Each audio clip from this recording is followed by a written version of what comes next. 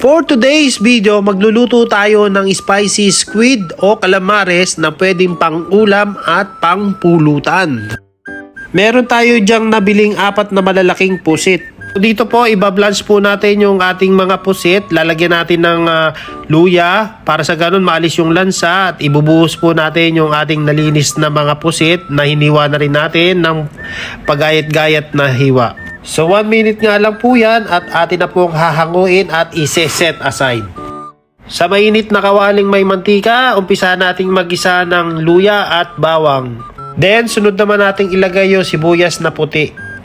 Kapag naamoy na yung aroma, isunod naman nating ilagay yung carrots. Haluin sandali at isunod na nating ilagay yung ating green bell pepper.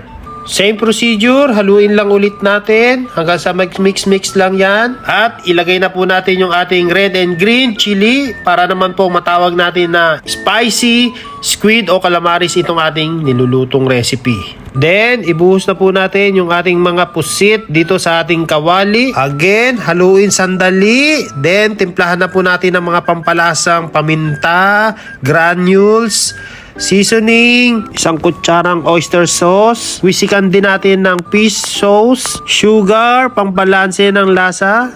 Halo portion ulit para mag-incorporate yung mga ingredients na nilagay natin dito sa ating recipe. Nakulangan nga ako sa spicy kaya nagdagdag pa ako dito ng chili powder. Then lagay na natin dito yung onion leaves.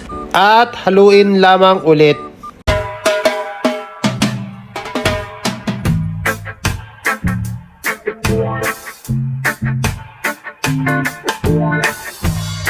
At yun, luto na nga po yung ating recipe. At dito na nga po tayo sa Tiki Man time. First bite.